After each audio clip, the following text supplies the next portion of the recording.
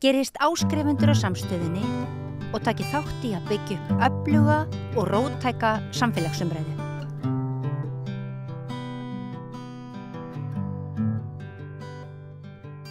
Já, fyrir rúmu ári að þá birti listamaður, ungur listamaður, Oddur Eysteinn Friðriksson, verk sem að hét We're Sorry og sem hann ávarpaði eiginlega heiminn fyrir hönd Samherja og baðst afsökunar á öllum glæpum fyrirtækisins.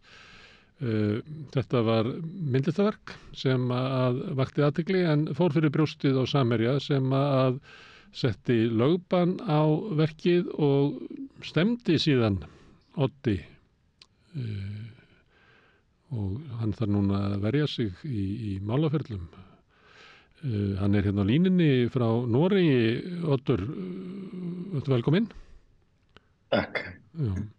Og sæll. Já, þetta verk sem þú sýndir, ef að byrja aðeins að þú myndir segja mér aðeins frá því, hvað þarna bjó að baki? Já, það var þannig að ég opnaði heimasíðu sem að hét samherji.co.uk sem er þá breska útgáfan af Samherja heimasíðunni og gerði nákvæma eftirlíkingu eftir mínu sniði. Þar birti ég stóran texta sem stóð We're Sorry og ef þú smeltir á það þá gastu séð fréttatilkynningu sem átt að líti út fyrir að koma frá fyrirtækinu. Það sem var beðist afsökunar á öllum meintum misgjörðum í Namibíu. Það var heitið... Ekki meintum í fréttatilkynningunni því að líklega var gekkst Samherji í þinni uppdiktuðu fréttatilkynningu að þetta væru glæpir. Jú, mikið rétt. Í fréttatilkynningu er gengist við því sem að Samherji á að hafa gert í Namibíu og þeir heita samstarfi við yfirvöld og restitution sem bætur væntanlega.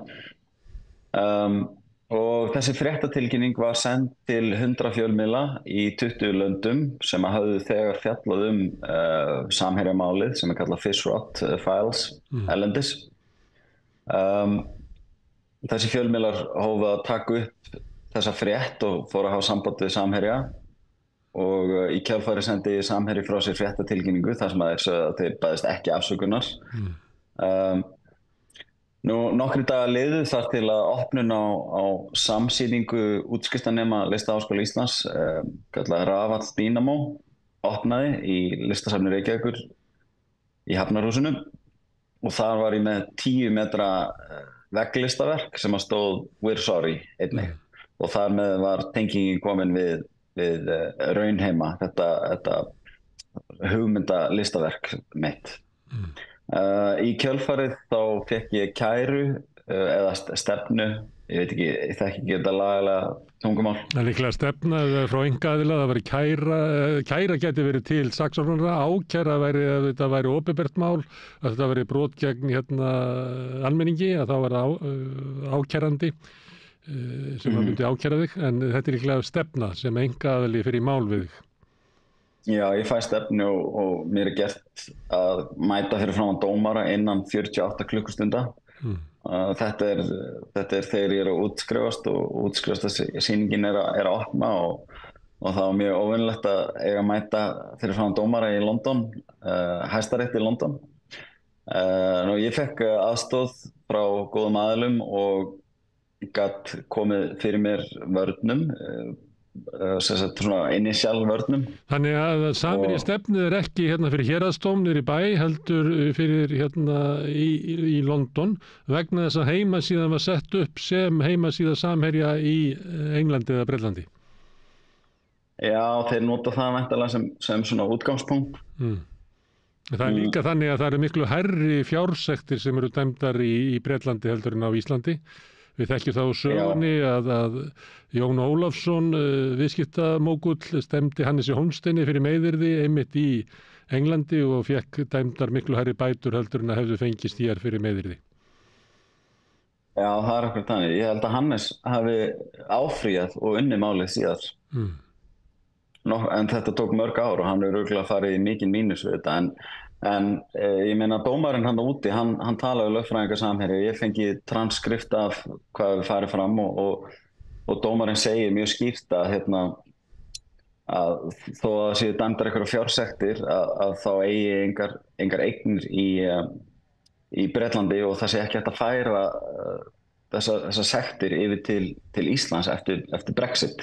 Þannig að í rauninni tilgangurinn með því að flytja þetta mál þarna úti bara að veikja stöðu mína til þess að geta haft einhvers konar réttarhöld vegna þess að það kostar mikið að verja sig þarna úti. Menn þurfa að borga háar fjárhæðir bara til þess að láta lögfræðinginn sinn hitta dómarann, til þess að leggja fram alls konar gögn og sitja yfir öllu. Þetta mjög flókið réttarkerfi þarna í Bretlandi. Þannig að þinn skaði verður ekki sá að þú verður dæmdur í háar fjársektir fyrir að hafa gert þetta vegna þess að þú átt engar eignir í Englandi. Þinn skaði verður það að þú þarft að borga enskum lögmönnum einhverja fúlgur fyrir að reka þetta mál. Já, mikið rétt. Ég tel að það í rauninni stærsti kostnaðarliðurinn eins og staðan núna. Ég náttúrulega veit ekki hvernig beint dæmt í þessu máli, hvernig þetta fer. Þetta tjáningafrelsismál í rauninni. Listaverkið fjallar atburði sem að gerast í samtímanum og eru gagnrýnir og þetta ætti að vera varið undir tjáningafrelsi að fyrirtæki geti ekki bara varið sér frá því að fjalli þau opinberlega í tjáningu, hvort sem það í máli eða mynd. Ég meina að samaskapið þá ætti áramótaskaupið ekki að mega sína Samherja eða Þorstein í sínu efni, hvað þá skopmyndateiknarar. Þannig að þetta snýst í rauninni bara að þetta fyrirtæki að reyna að kæfa tjáningafrelsi. Þeir vilja ekki að þessi gagnrýni sé sett fram. Þeir vilja ekki að vera tengdir við þetta mál þó svo þeir hafa verið tengdir við þetta löngu áður en að ég kom til sögunnar. Þeir hafa sjálfur beðist afsökunar einu sinni sem var frekar bagaleg afsökun að margra mati og í rauninni var ég bara að gera þeim greiða, að gera almennilega afsökunarbeiðni sem að þeir hefðu svo sem geta staðið á bakvið. Þeir báðu þig nú ekki það, en ekki stefnan þeirra byggð á því að þú sért að nota vörumerkið þeirra, að þú sért að stunda blekkingar, að fólk hefði geta haldið, að þarna væri á ferð þeirra raunverulega yfirlýsing, þannig að þetta ekki skopstæling eins og þú ert að vísa til í Spaugstofuna, heldur kópir eru algjörlega bara allt þeirra vörumerki og þeirra lúk og þannig að þeir sem að rekast þetta inn í góðri trú að þeir sé að lesa yfirlýsingu frá fyrirtækinu. Er ekki þeirra stefna byggð á þessu? Akkurat, jú. Þetta í rauninni algjört eignarnám á ímynd fyrirtækisins. Hins vegar frá fyrstu frétt þessa heimasíðu og þessar afsökunarbeiðni þá hefur verið fjallað verkið We're Sorry sem í fyrstu var fjallað þetta sem falska heimasíðu. Þá fjallað þetta út frá fréttatilkynningu Samherja sjálfum, þannig að þeir gætu sjálfur haft áhrif á fréttaflutning og þeir gætu sagt að fölsk heimasíða eitthvað verið að gera árás á það og þeirra söguþráður. Í kjölfarið kem ég fram opinberlega og lýsi yfir að þetta sé listaverk og þetta í rauninni bara þekkt sem listaverk. Það á ekki að fara fram hjá nokkrum lifandi manni að þetta hafi verið fölsk síða eða listgjörningur samkvæmt þessu. Og það er ekkert sem að Samherji fær út úr málaferlunum, ekki einhver svona viðurkenning eða eitthvað slíkt, þú hefur gengist við þessu, þannig að það er ekkert sýnilegt hvað það það sem að Samherji geti fengið út úr þessu réttarhöldum. Já, ég var með að sjá það. Þau eru bara að sparka í því aðeins. Já, þetta sé ekki verið að reyna að klekja hvernig á mér. Hér koma lögfræðingar til mín í Bergen í Noregi og banka upp á klukkan 7 á morgnana til að láta mig hafa documents. Þetta hefur gerst ítrekað og þeir reyna að setja stein í götu mína hvað sem þeir geta í rauninni. Reyna að þrýsta á mig með einhverju svona lögfræðitaktík sem þeir hafa. En stærsta taktíkin sem þeir eru að reyna að nota náttúrulega bara að þrýsta á mig. Þeir hafa náttúrulega ótæmandi brunna af peningum til að nota og ekki ég náttúrulega bara fátækur listamaður og námsmaður og þeir vita að þeir geta ráðist á mig, taka neyri mér. Ertu listnemi á námslánum eða? Já. Þannig það ekki mikið fé til þín að sækja og þú náttúrulega hefur ekkert efni á að reka málaferli í Old Bailey í London. Nei, alls ekki. Ef að dómsmáli fer fram á Íslandi þá á ég rétt á að fá verjanda en það sama gildir ekki í Bretlandi. Nei, þú ætti bara rétt á verjanda ef þetta verið opinbert mál, en þetta einkamál eða ekki, þetta bara stefna. Jú, en í einkamálum þá áttu líka rétt á að fá lögfræðing, en þú getur hins vegar verið dæmdur til að borga síðar ef þú tapar málinu, en þú áttu rétt á lögfræði aðstoð. Hvernig fjármagnar þetta? Ég fekk styrki í upphafi verkefnisins í maí og júní í fyrra sem að gátu aðstofa mig, en lögfræðingar sem hafa verið að aðstofa mig sem að heita Avantgarde Lawyers og þeir sérhæfa sig í svona tjáningafrelsis og málum listamanna á alþjóðavísu.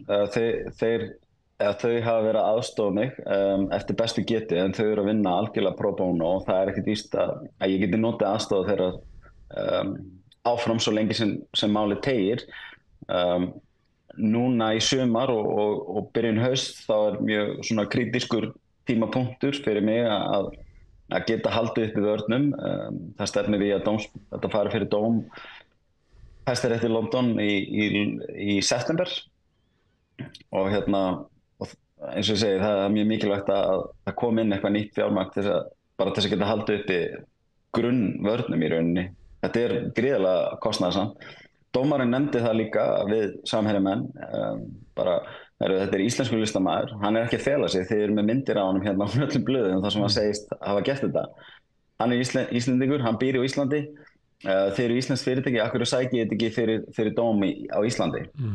Og lögfræðingurinn þeirra segir hreinlega bara að þeir trúi því ekki að þeir fái sömu niðurstöðu á Íslandi og í Bretlandi. Þessu þeir líklega að þeir fái jákvæða niðurstöðu, en ég næ ekki alveg hvaða niðurstöðu eru þeir að sækjast eftir? Að fá viðurkenningu að þú hefðir ekki mátt gera þetta, en ég meina, þú máttir ekki gera þetta, en þú gerir þetta samt. Ég meina, ég næ ekki alveg hvað heldurðu að sé markmið Samherja? Það mjög erfitt að segja, ég veit það ekki. Getur markmið það að sýna og sanna að þeir sem að ráðast gegn fyrirtækinu að þeir fáið óþvegið, að fólk hugsi sig tvisvar áður að það með eitthvað svona í fyrirtækinu í fremtíðinni? Já, alveg klárlega. Það getur verið eitthvað svona fyrirbyggjandi áhrif og náttúrulega, þeir hafa náttúrulega elst við blaðamenn og núna listamann sem fjallar það. En ég alveg ósammála því að þetta sé eitthvað ólöglegt athæfi, en það þetta nokkuð þekkt í listasögunni og margir listamenn sem hafa fjallað aðila með þessum hætti, til dæmis eins og The Yes Men sem að báðust afsökunar á stóru efnasleysi á BBC fyrir hönd Dow Chemical fyrirtækisins og svo önnur Nadia Plessner sem notaði Louis Vuitton, hún málaði mynd af sveltandi Afríkubarni sem hélt á Louis Vuitton tösku og hún var kærð af Louis Vuitton og það fór alla leið fyrir Mannréttindadómstólinn í Haag og hún endaði að vinna það mál. Og þar var alveg skýrt að hún mátti nota myndir og vörumerki fyrirtækisins til að tjá sig líðandi stundir. Þannig að þetta varið tjáningafrelsi. Það er alveg mismunandi hvort það sé verið að fjalla eitthvað fyrir kennslu eða hvort það sé verið að nota eitthvað í auglýsingar eða hvort það sé listræn tjáning. Og hún alveg varin. En þú ert síðan, heimasíðan sem þú bjóst til og settur upp með .co.uk, hún var tekið niður, eða ekki? Hún var tekin niður tímabundið vegna tímabundis lögbanns. Þetta eitthvað sem ég náði ekki að verja mig gegn vegna þess að ég hafði ekki pening fyrir lögfræðikostnaðinum sem fylgdi því að verjast þeirri kröfu. Þannig að hún tímabundi fellur niður þar til að dómsmálið verður tekið fyrir. Skal ég það segja, en þetta lögfræðingarnir mínir telja að þetta sé hreinlega lögbrot að heimasíðan hafi verið tekið niður vegna þess að það er mjög ströng lög í Bretlandi varðandi tjáningarfrelsi og það að loka heimasíðunni svona að það má bara að það uppfyllir 3 skilyrði og eitt af skilyrðunum að þetta varði almenningshagsmuni að þetta sé lokað. Og mínir lögfræðingar vilja meina að svo sé aldeilis ekki að þetta hafi ekki varða almenningshagsmuni að þetta þyrfti að hverfa af plánutinni. Þannig að í rauninni gæti það verið fram með lögbrot með því að taka niður síðuna til þess að byrja með. Þannig ef þér tekst að verja þig þarna í Bretlandi þá getur niðurstaðan verið svo að síðan þín verði sett upp aftur? Alveg klárlega. Ég býst alveg passlega við því að hún fari upp aftur. Herðu Oddur, þú ert fátækurnámsmaður í Noregi og þú ert raunverulega ætlar að bara láta dolluna ganga í vonum að fólk sé til í að styðja þig í baráttu þinni við ofurefli Samherja. Kannski ertu með bankareikning eða eitthvað svoleiðis ef við getum látið hann birtast hérna á skjánum? Já, ég að lesa hann upp. Sendu mér hann bara og við skulum ganga frá því í útsetningunni að það birtist hérna bankareikningurinn.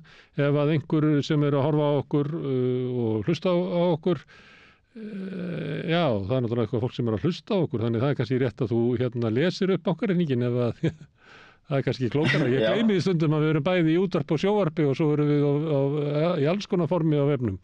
Þannig að þú mættir gjarnan lesa upp bankareikningin, Oddur, fyrirgefðu.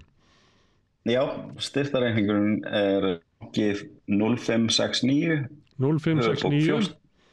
höfuðbók 14 reikningur 400590 og kennitalan. Ertu til í að endurtaka þetta? 45? Nei, það er 400590. Endurtaktu það? 400590. Já, og svo kennitala? Það er 03 08 83 37 39. Já, við munum líka láta þetta fylgja með í svona kommentum þar sem við dreifum þessu á Facebook og svo munum við skrifa frétt inn á samstöðin.is sem fólk getur fundið þessar upplýsingar. Þeir sem hafa áhuga á því að styrkja Odd í baráttu sinni við ægivald Samherja. En ég þakkaði bara kærlega fyrir að kíkja hingað inn, Oddur, og óskaði bara góðs gengis. Hvar ertu í Noregi? Ég er í Bergen í Noregi. Já, í framhaldsnámi í myndlist. Ég er að stunda meistaranám í myndlist í háskólanum í Bergen. Já. Og ertu að undirbúa eitthvað verk líkt þessu? Já, ég er með fleiri verki undirbúningi í þessum stíl. Ok, það voru gaman að fylgjast með því og gangi að kærlega vel. Já, takk fyrir. Takk kærlega. Við ætlum að sitja hérna aðeins áfram og halda áfram að skilja heiminn og lífið. Næsti kafli er eftir augnablik. Segðu það á samstöðinni. Fjárhagserfiðleikar eru afgerandi meiri hjá eflingarfólki en öðrum á vinnumarkaðnum. Hvernig getum við réttlætt það? Efling stéttarfélag. Barátta fyrir betra lífi. Með því að ganga í leigjendasamtökin styður þú baráttu leigjenda. Leigjendasamtökin eru fyrir öll þau sem vilja vinna að réttlæti og öryggi á húsnæðismarkaði. Leigjendasamtökin.is